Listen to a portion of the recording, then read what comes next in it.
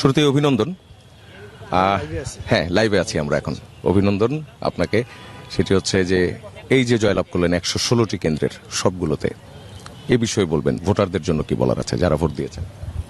Generation Z থেকে কেউ একজন নির্বাচিত হয়েছে, এবং আমরা যারা নির্বাচিত হয়েছি, আমরা যে নির্বাচিত হয়েছে জুলাই যারা আপনারা আমাদের সাথে ছিলেন সমর্থক হিসেবে এবং সকল এস্টাবলিশমেন্টের বিরুদ্ধে গিয়ে আপনারা আমাদের পাশে ছিলেন, বিশেষ করে সাফা ভাই আপনার কেমন লাগছে আগে আপনি এটা বলেন। আমাদেরকে সংসদে দেখতে আপনার কেমন লাগবে?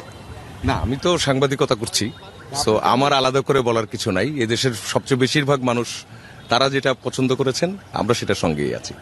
Please carry on. সেটা হচ্ছে যে আসলে এটা বিজয় না, এটা আমাদের দায়িত্ব বেড়েছে, আমাদের দায়িত্বটা প্রাতিষ্ঠানিকীকরণ হয়েছে। আমাদের যে এতদিন একটা দায়িত্ব ছিল, আমরা একদম রাজপথ থেকে উঠে এসেছি, আমরা রাজপথ আমাদেরকে এখানে নিয়ে এসছে।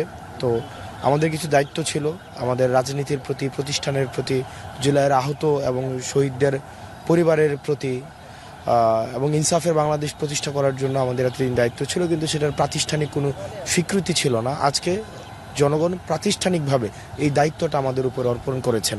তো সেটাকে বিজয় বা সেটাকে বিশেষভাবে উদ্বেলিত হওয়ার, বিশেষভাবে উচ্ছ্বসিত হওয়ার কিছু দেখছি না।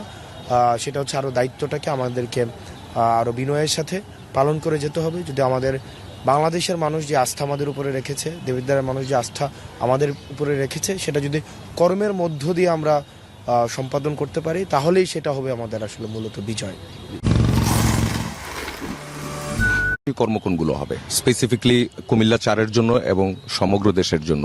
পার্লামেন্টে একটা বড় ভূমিকার জায়গাও তো আছে।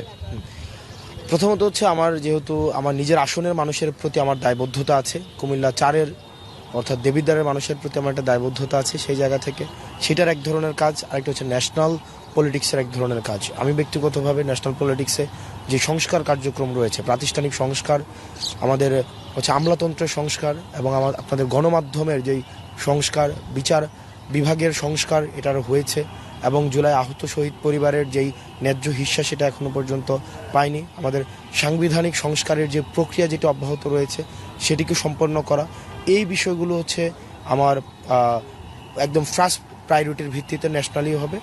আর দেবিদ্বারের জন্য আমি যে বিষয়গুলো, দেবিদ্বারের সর্বপ্রথম সবচেয়ে বাজে অবস্থা হচ্ছে অবকাঠামোগত জায়গা থেকে দেবিদ্বার অনেক পিছিয়ে আছে। দেবিদ্বারের প্রতিটি রাস্তা দেবিদ্বারের খারাপ, দেবিদ্বারের শিক্ষা খাতে অনেক বেশি পিছিয়ে গিয়েছে, স্বাস্থ্য খাতে অনেক বেশি পিছিয়ে গিয়েছে। দেবিদ্বারের মানুষের মৌলমানবিক জায়গা থেকে তাদের যেই বেসিক যেই প্রয়োজনগুলো আছে সেই জায়গাতেও তারা অনেক বেশি পিছিয়ে আছে। এবং দেবিদ্বারের মাইক্রো ইকোনমিটা ভালো, কারণ প্রত্যেকটা মানুষ যেহেতু কর্ম